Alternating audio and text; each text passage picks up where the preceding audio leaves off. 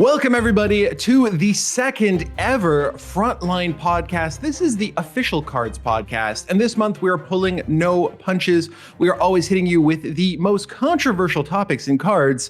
We touched on esports the first time around. Today, we are talking about that scary word, standard rotation or content cycle. Sounds a little bit nicer when you put it that way. In any case, I am here with my favorite co-host, Elin, and she's brought the big guns. She's brought, why don't you introduce us to your friends who are going to be here to help take us through this juicy topic? Absolutely, Chris. So on the episode with us today, we have Chief Creative Officer Gummi, who you may recognize from some previous streams. And also joining us today, lead game designer Keli, who wrote the recent dev blog that we published on the new content cycle.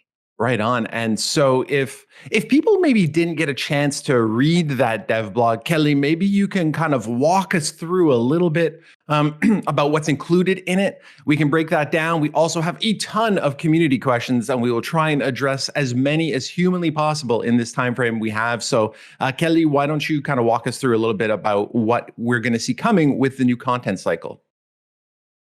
Yeah, thanks, Chris. Thanks for having me. The dev blog, of course, mostly focused on the content cycle of part of the card pool now being rotated out of being usable in ranked battles. But it actually is only the tip of the iceberg. The bigger picture is that now that we are sort of seeing the end of the light at the end of the tunnel for the mobile release, we are moving into a regular content delivery pipeline where we want to be delivering new content to the players every 3 months. Last year was a little bit on the leaner side in terms of new content, so we are really excited about getting to be able to create more content for people. But of course, when we start adding more content, the problem becomes that when there are too many cards in the card pool for players to enjoy it, and there are many sort of aspects here. If the card pool grows too big, it's difficult for new players to get into it. It's difficult to understand and sort of guess the meta, which affects deck constructions a lot. It will lead to power creep over time. So there are a whole host of issues with having too big of a card pool. So what we decided to do now that we are moving into this new content cycle, which will start with a big summer expansion right after mobile, is to start to move cards out of the card pool. And we are not doing this by sets like many other card games do this, but rather we are sort of hand-picking the cards to leave. And we do this because there are two sort of main reasons. One is that doing it by sets would sort of completely destroy the minor ally nations that we are adding in some of the sets. And also we have to be very careful. Cards is a historic game. We are limited in the types of vehicles and equipment that we can be representing. So we want to have a more control over what equipment and units you will see in the game. We don't want the game to end up where there are no iconic, there are no Spitfires and no Panzer tanks, and all you have is some prototype units that nobody has ever heard of. So that's the direction we are going there. Of course, we know that this will affect the game in a lot of ways. One way to sort of address that is that we are adding a classic mode so that players who want to be able to use their whole collection will be able to play whatever they feel there. And we are also doing compensations for players, both when we introduce this new system and later on every time a new expansion comes out. So yeah, we are trying to facilitate this to be as easy of a transition for players as possible, but we felt that this was something that we really needed before moving heavily into this new content delivery structure. Awesome. Thank you for walking us through that. Gummi, anything you wanted to add on the back of what Keli put out there? Yeah, maybe first off, like Keli said, I think the main thing here is that big expansions are back, and we're really excited about getting on track with that and offering regular and predictable releases of expansions with cards and other features and stuff. In regards to the rotation or the cycle and phasing cards out of the active pool and all that, I'd maybe like to add that this is not something we suddenly came up with, at this point, that we decided to go this route. We've known from the beginning that this is something that we would have to do in one form or other. Like has been pointed out, all the other major CCGs do this, and for many of the reasons that Keli already mentioned. So it is unavoidable. You can't simply keep on adding expansion upon expansion in a collectible card game and never phase anything out and just have a humongous card pool that creates a variety of issues. Yeah,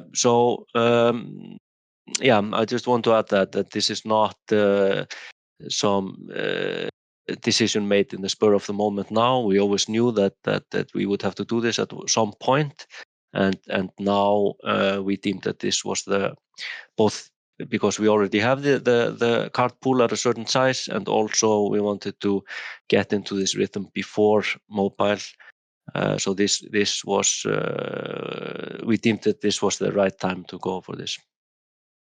So Gummi, you mentioned, the card pool is a good size. I think in the dev blog as well, you talk about, hey, 800 cards feels pretty good. Mm-hmm. What made the team decide that hey, we're about 800 cards now. This feels right, and with mobile coming, it makes it the right time. Was there something specific, or was it just kind of how the cards, no pun intended, fell when it came to the mobile release cycle? Of course, we have looked at quite closely what the other card games are doing that have a similar kind of setup like we have. Of course, there are always some different things in the rarity systems and how many cards of certain rarity you can use in your decks and various other things that play part. Also the classes and how deck building works in general is quite different, for example, in Hearthstone than in our game, and then another version you have in Magic Arena or so. But the overall kind of size is kind of like Keli mentioned. I mean, to have for newer players to get kind of a grasp of what is out there. And also for older players, veterans, just to make deck building a more accessible endeavor. Then we kind of the exact number, around 800 was kind of by gut feeling, and maybe we'll discover that 823 is the exact number, when we've done this a few times, or a lower number or whatever. But yeah. And so can I but in it real quick? Yeah, I mean, Gummi explained this pretty well, but maybe to add a little bit more context, when we were looking into which size to go for, there were sort of two aspects to look at. One is the ratio of competitive versus filler cards in the total card pool. In many games, for instance, if we take Magic the Gathering as an example, they have a very high ratio of basically filler cards that are never ever going to see competitive play. Cards or game has a lot higher ratio of competitive cards. I mean, there are still some filler cards in there, but they are fewer in comparison to, for instance, Magic the Gathering. So that was one thing. The other is in terms of the overall diversity and depth of the meta, and we feel that on the whole we have a pretty diverse and deep meta, and this is reflected upon that we have a fairly high ratio of competitive cards, but a lot of the strategies are sort of becoming oversaturated, that it's difficult to add more to them without either breaking them or just it's gonna just be more of the same. So to be able to sort of bring fresh approaches to many of the existing strategies in the game, we felt we needed to be able to remove some things to be able to add new things to some of these strategies. Excellent. That's a good point. Now, I'm going to take just a slight sidestep before we come back to the content cycle thing, because I posted about this on my Twitter, and surprisingly, the number one question that came up was, wait, did you say KARDS Mobile? Is that coming out soon? And based on the conversation we're having here, it sounds like that's going to be close to the summer expansion. Is that what I'm hearing? Does that make sense, or am I off base? No, that's a correct assumption. It is just around the corner, and if I can add a little bit to that as well, we will have an updated roadmap coming out in the next few weeks, which will kind of give a little bit better of an overview of the what you can expect for the next several months and the sort of rough timeline for these plans. Okay, yeah, and we'll be on that. We'll be on that roadmap. Yes. Okay. That's all. I just that was an important one for me. I know a lot of people are asking the question. And I think getting back to the content cycle piece, I think anytime any game introduces this, you're always going to have people who are coming around and saying, hey, I spent time acquiring these cards. I spent money potentially on these cards. Now you're telling me I can't use them. So what do you have to say to players who are coming forward saying, I've supported you from the beginning and now you're taking away some of my toys? I plead the fifth. Okay, I'll take that one. I mean, first of all, and most importantly, I mean, we are not removing these cards from your collection. They will still be a part of your collection. And as I briefly mentioned, the classic mode, this will be a mode where you can use any of your cards, of course, to start with, while the reserved pool remains small. There's not going to be a huge difference between the classic mode and the ranked mode. But as time goes by, the reserved pool is slowly going to grow bigger and bigger. And this means, of course, that we are going to see wilder and wilder things happening on the classic side, which will certainly appeal to a certain portion of the player base. So if you have like a favorite card or a favorite strategy that sort of has been rotated out, you can still continue to enjoy it in the classic mode. Further on,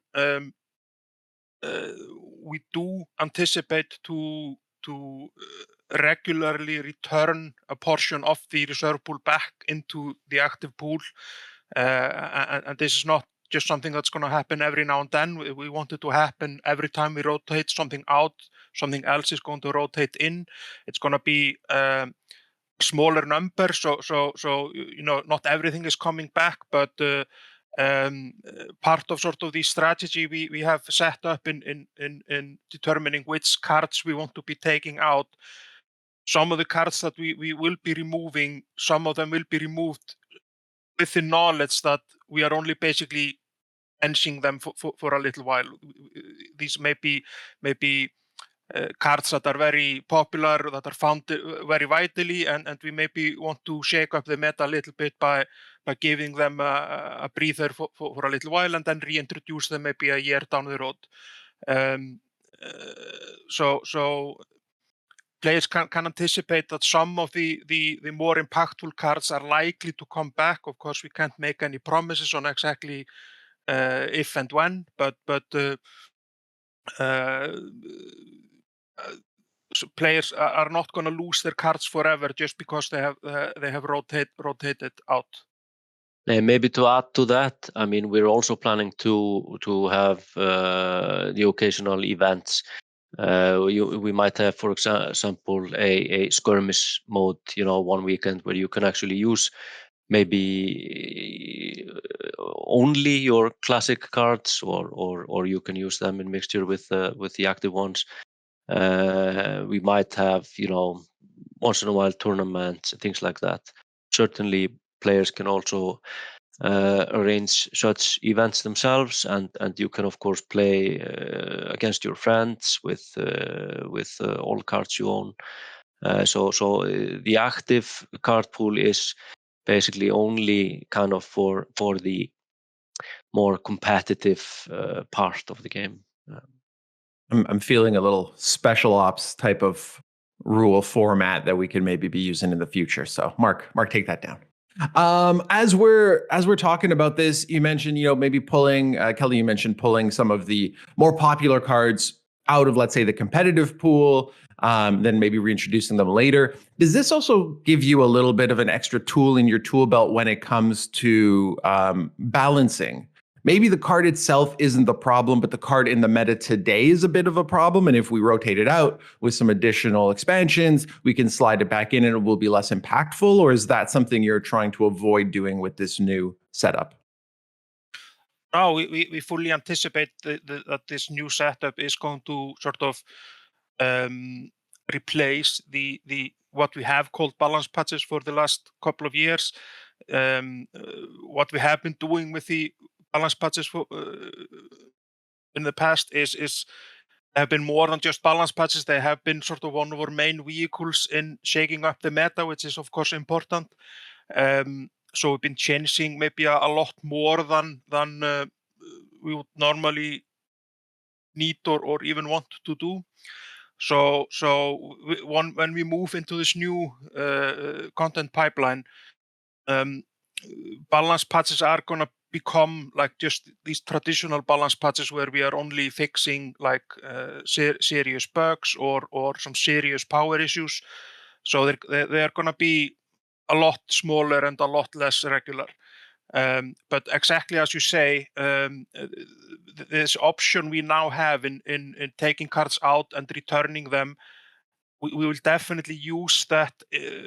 So for instance, now we are working towards the summer expansion, and we are sort of working on the list of cards that are going out at the same time.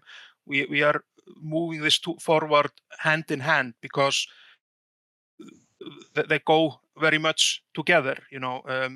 Whatever the meta is going to be after the summer expansion drops is going to be affected not just by the new cards that are coming in the summer expansion, but also by the cards that are leaving. And then further down the road, we can further sort of refine this by picking which cards we want to reintroduce, and the cards we are reintroducing, it can both be something that we want to shore up some certain strategy for balance reasons, but it could also just be something to sort of emphasize more the theme of the expansion that we're doing. So for instance, let's say we are doing a reconnaissance themed expansion, just as an example. We might introduce back again some reconnaissance type cards that have been in the reserve pool to strengthen the theme of the expansion. And just so I'm doing my math correctly, new expansion, 80 cards comes in, taking 80 cards out. but also potentially reintroducing, I think I read in the dev blog, up to 20. So there is a possibility for that 800-ish card pool to grow over time if some additional cards are added and things like that. Is that correct? Yes and no. It's overall goal is that the number of cards that are leaving the core pool is similar in size to the size of the new expansion plus cards that are returning. Of course, in the summer expansion, because the reserve pool will be basically empty, it's only going to be these 80 cards. So 80 cards are going out, and 80 cards are coming in with the new expansion. And with the expansion after that, there will be 80 new cards and around 20 cards returning. So there will be 100 cards total, but that means that we are removing 100 cards from the core pool. So of course, this can, this doesn't have to be an exact science, as Gummi said. We're probably gonna toy around a little bit with the exact number until we find that sweet spot of exactly what size we want our card pool to be. But there can also be cards that are coming in through, for instance, skirmish event reward cards and things like that. So we'll take all of these into account when we are choosing up on how many cards are going to be rotated out. Yeah, I mean, just to add to that, I mean, I think it's quite likely that there will be a little bit of inflation, or we will be adding a little bit extra of cards every year, but instead of those being 200 new cards or more per year or something like that, then it might be 10 additional cards or something like that, which will not kind of affect this overall goal of keeping the pool compact to an extent. Got it. Do you have any concerns based on talking about, some fewer balance patches, but sure, the expansions will be more impactful, but we're doing an expansion every 6 months and maybe the occasional balance patch. Any concern that the meta might become a bit stale over that period between expansions? I think this is a very good question. I think it's very likely that we will be adding cards in between, even if not in maybe very big numbers. And although we are saying that we will mostly use the rotation for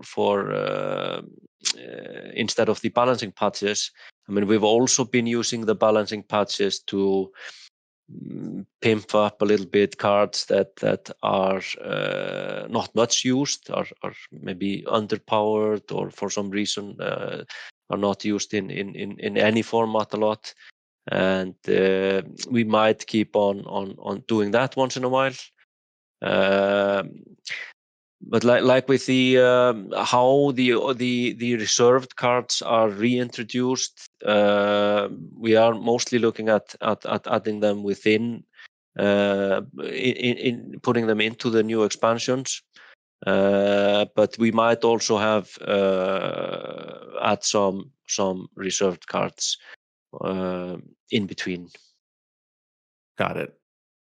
So one quick thing to add here is that one thing we have learned with the balance passes in the past, because we've played a bit around there with how frequent we have them and how big we have them and so on, is that we saw a bit of a fight back when we were doing them too frequently. Basically, when we were changing things too often and too much. A lot of players didn't like that either. So we also have to take into account that we can't just listen to maybe the loudest voices constantly clamoring for new things. There is a sizable portion of our player base who likes things to be a little bit stable, where they don't feel that we are sort of ripping the rug from under them, every 2 weeks, just to cater to the people who always want to try something new. So we sort of have to be careful about not sort of find a middle ground there to appease both groups. Yeah, definitely. And in my kind of once mobile is out of the way and all that, and if we get into this cycle, which I'm dreaming about, these predictable regular beats of releases, then we might have then these 2 big expansions per year with a lot of new cards and cards phasing out, which completely changes the meta. But then in the releases in between, we may or may not add new cards. But we will also be introducing, new features, new game modes, things like that will also shake up the game a lot, even if it's not the competitive card meta necessarily only. I think that's a really great point as well, because we've talked a lot about the players who have been in the game for a while, right? They have their collection, you're taking cards away, but there's also that aspect of a newer player or somebody like myself who doesn't have a full collection and, I finally got my hands on Feigned Retreat and, you're rotating it out of the meta. Now I'm upset. But I think, reintroducing some of those cards and doing more creative things in between is just important to keep things fresh and new. And I'm going to ask one more question because I know we have a bunch of community questions and I'm just nerding out about card games. But you mentioned one other thing that I know most CCG players are very fond of. You mentioned compensation, and we do like our free things. So when things get rotated out, you mentioned some sort of compensation. Anything more you can add to what that might look like? Or is that still, a little bit further down? Well, I don't want to give like exact numbers because we are still discussing exactly what we'll do there, but we sort of decided on the overall structure. We are talking about 2 different types of compensations. There is a one-time compensation that is going to happen when the summer expansion comes out, and only then. This will most likely be in the form of giving players some amount of packs from the summer expansions for free.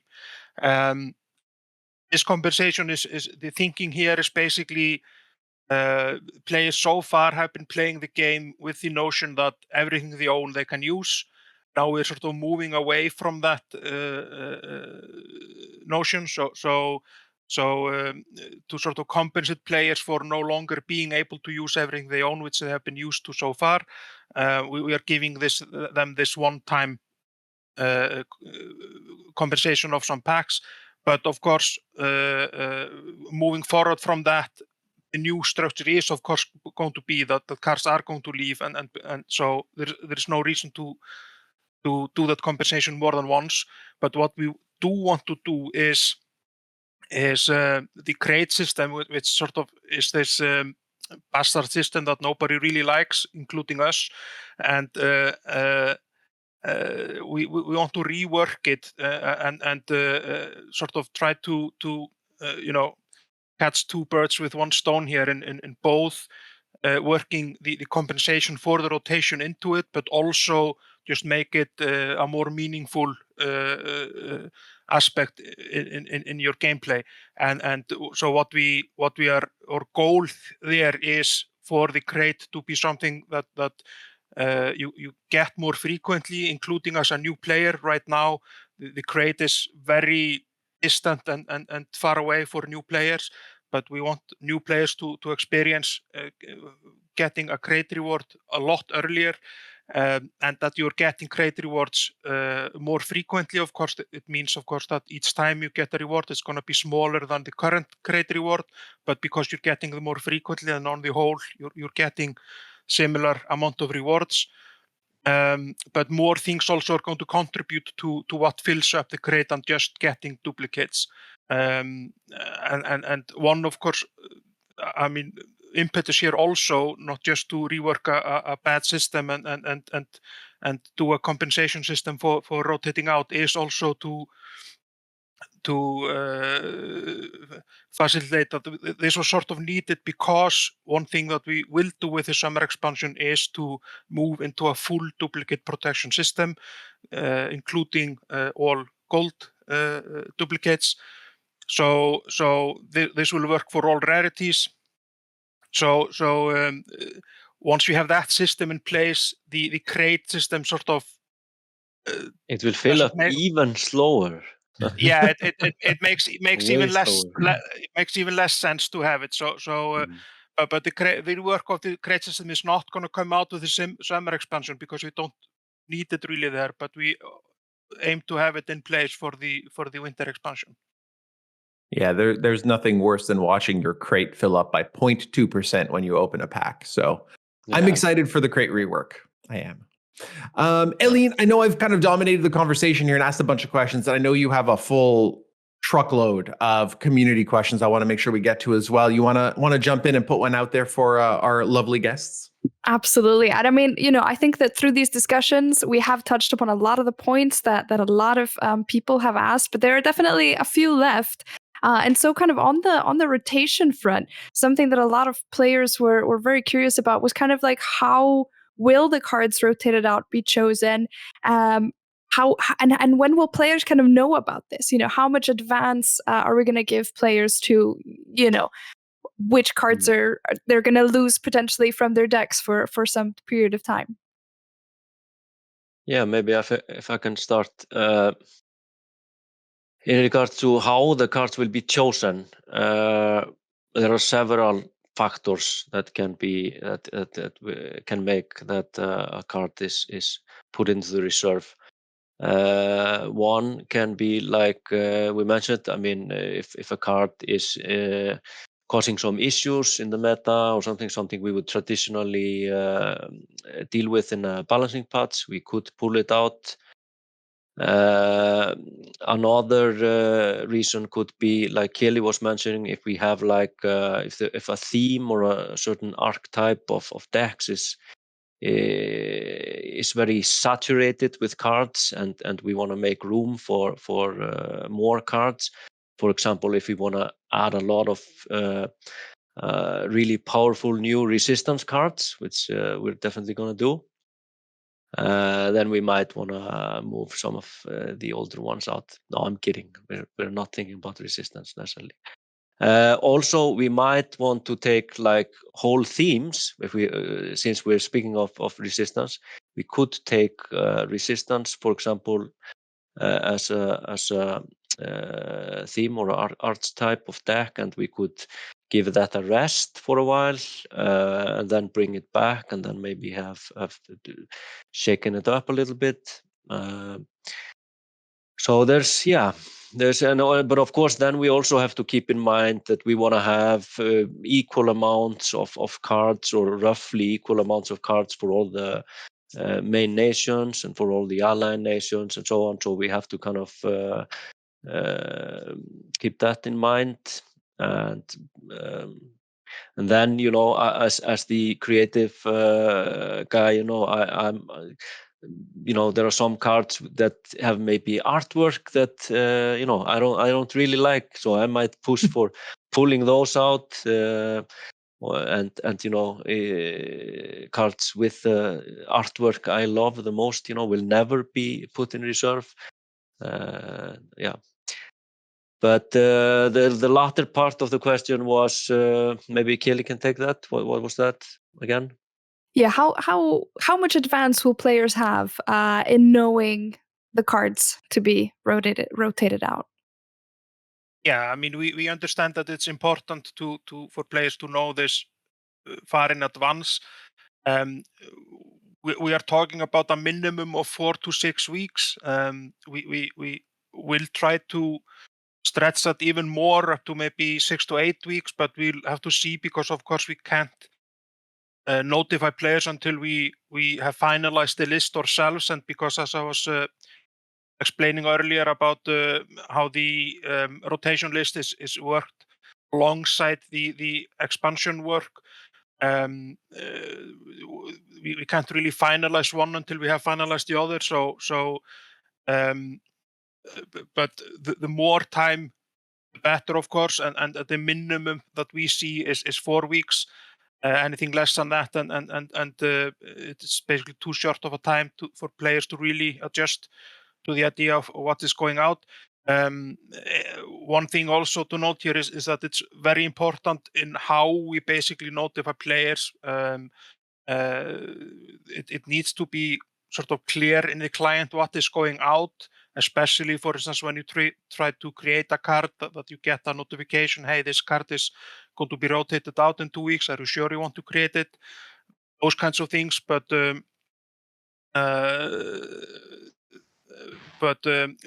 we also don't maybe want to have it too visible, because it then sort of just becomes an annoying noise. So one of the reasons why we are pushing to add this feature sooner rather than later is to give ourselves time to sort of find the right balance between players having a pretty clear idea and visibility on what is going out, without it sort of becoming too crowded or too annoying. So Yeah. Absolutely. It's definitely, like Keli says. I mean, it's also very much a UI thing, within the game itself. And another thing, I mean, you have to be notified if you are creating these cards that are slated to be reserved. They will also, of course, stop dropping in packs well in advance. That's really important. And maybe be marked in some way in the collection, and then we have some other good ideas of how to present the whole list well in advance. So this is really something that we've thought a lot about, because we're doing this differently than the other card games, which are also rotating cards out mostly in whole sets. So that's a challenge for us. But it has also maybe its benefits for the players, because in some of these other games, when you're rotating whole sets, it's very clear, you understand very well what's going on, but you might invest a lot in cards, and when you come back in 1.5 or 2 years, then none of your cards are still usable. While in our case, there might be some cards missing from some of your decks. Yeah, And, absolutely. Maybe to add quickly, speaking of decks, I mean, one thing we also want to do down the road, not sure if this will get into the first version, is to also help people in updating or adjusting their decks after a rotation, because it is going to be a little bit jarring for a lot of players when they go into their deck selection for the first time after a rotation and see the majority of their decks are no longer usable because they contain one or more cards that have rotated out. We also want to create tools to make it easy for people to edit or adjust their decks very quickly to get them sort of up and running again. Yeah, it's a good point. And I mean, that's also something that's just very useful if you are maybe copying a deck from deck lists on a website or something. If you there are a couple of cards missing, that we can easily help you out taking replacements. Yeah, absolutely. And the communications part is really crucial in this. And so, with announcing it to players with 4 to 6 weeks in advance, are players going to be able to have any impact on which cards get removed? Let's say that there's a big uproar and nobody wants this card to go into the reserve pool. So, will this be something that's taken into consideration? I don't think it's going to affect what is going to be rotating out, because there may be a lot of different reasons sort of behind the scenes on why we want to take this card out. It could be something related to the meta or upcoming stuff or whatever.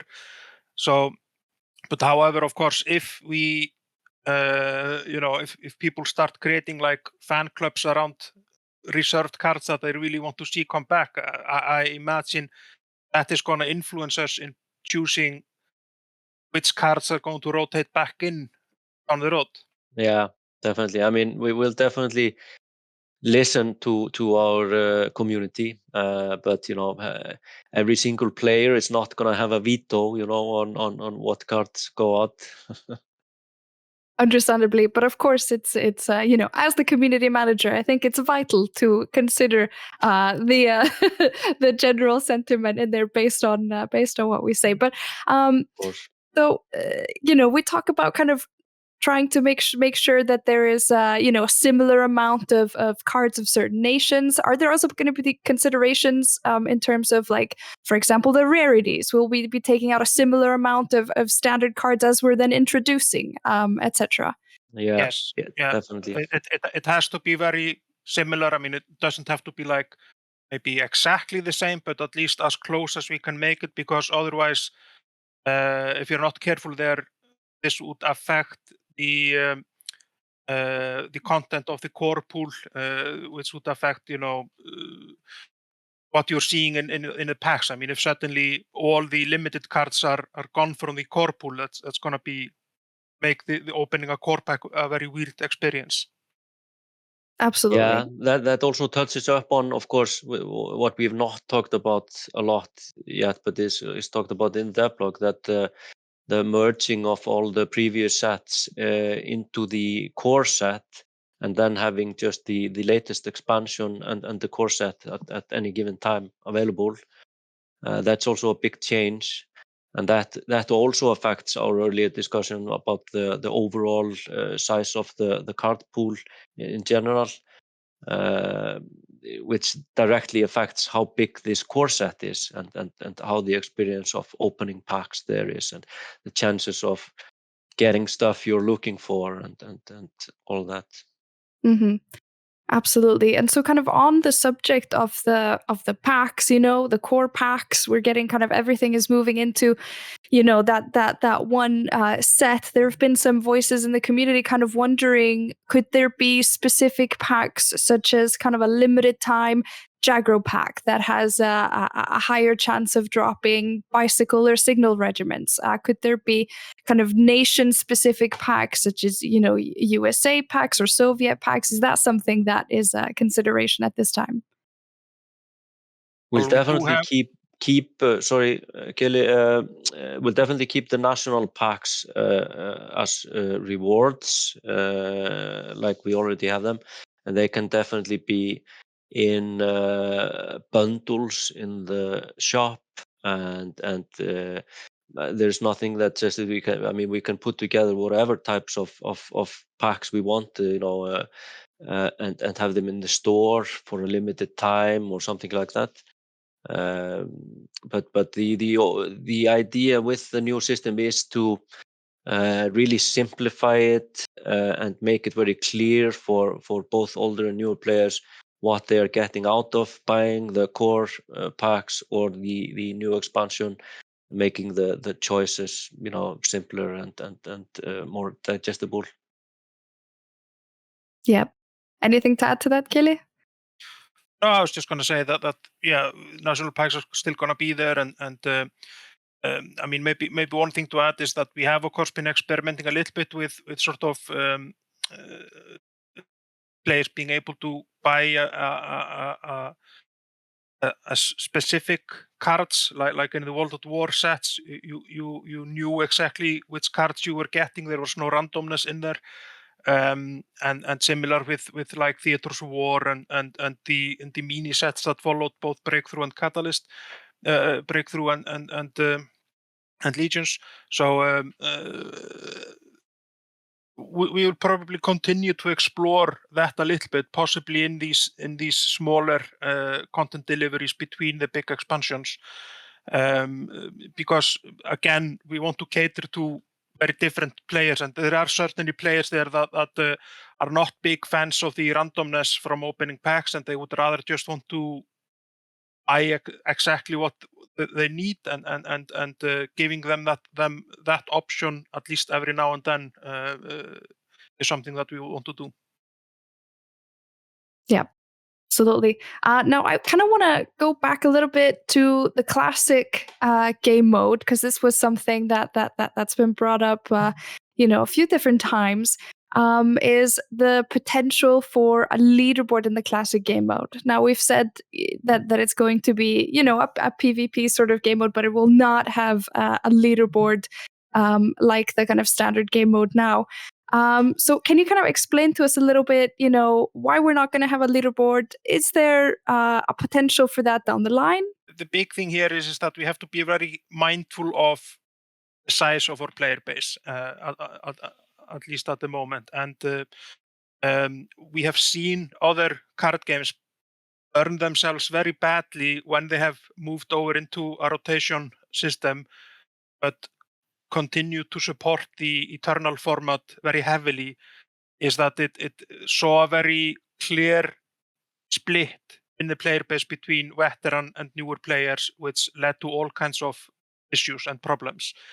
And we want to avoid that and not split our player base too heavily. So we want to keep the focus for the competitive element on the ranked leaderboard play that we have right now, and that's why that is the only leaderboard we're going to have. Of course, we are open down the road to revisit this once we feel that we have a player base of the size that can support both formats, and we can definitely revisit this. But at least for the foreseeable future, the focus is going to be on keeping the main play mode is going to be the ranked battles. Yep, and that makes a lot of sense. But I can understand why there's a lot of excitement, certainly from our more veteran players in the competitive community to have this leaderboard. So let's hope that we can look forward to that at some point down the line. But some more kind of questions from our veteran players. We've got the duplicate protection coming up, the full gold duplicate protection, which has caused a lot of excitement. So players are wondering, are there some considerations for options for players to be able to craft gold cards? Yes, we have some things in the pipeline that might, without promising anything, we have discussed some features, and we have something in the pipeline that will probably allow people to create gold cards by some means. Yeah. And so now we have the Theaters of War and World at War sets moving into the core. So does that mean that these cards will become available as gold cards as well? Yeah, they should. Do you know? Yeah, no, they will be. They should be available as gold cards once we move into core. Yeah. Yeah. Basically, all cards from all previous sets will become, just like any other card. They will retain the mark, the watermark, and they will still belong to that set for historical reasons and collectible reasons and so on. And we might do some, because we were talking about packs, we might have suddenly, in a few months in the shop, suddenly comes up on a Legions bundle, and you can buy for over one weekend, packs from that set or whatever. So they are still part of their origins, or yeah. Absolutely, and there are a lot of possibilities going forward. But we are getting close to the end of our allotted time for this. We've been through a lot of the questions. We haven't been able to answer every single one, but I will continue to create some replies in collaboration, of course, with Gummi and Keli, and try to answer these questions in text form on Discord and on Steam. Before we head off, though, Chris, you have any final question that you want to ask our experts here? Ooh, I don't know if I have a final question, but I mean, having both of you on the podcast was an absolute blast. I'm curious if you all have any final thoughts you'd like to leave the community with before we sign off here. So, Gummi, you mentioned this is your first podcast, so I'd love to get your final thoughts here before we wrap it up. Yeah.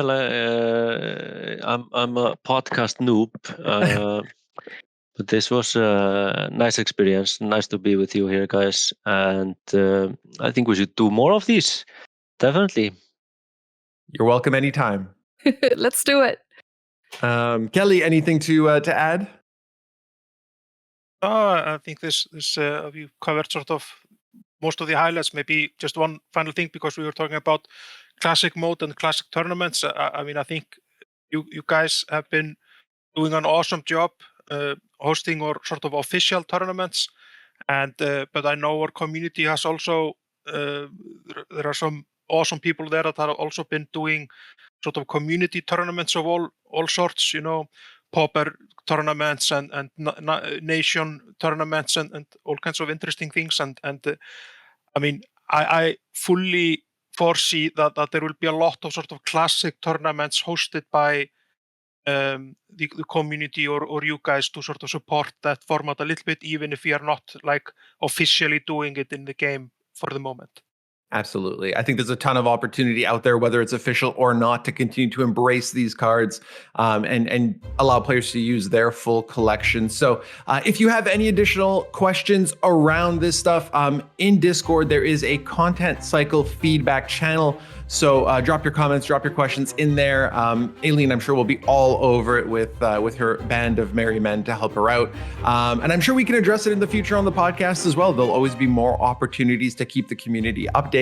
So stay tuned and check us out next month on the Frontline podcast.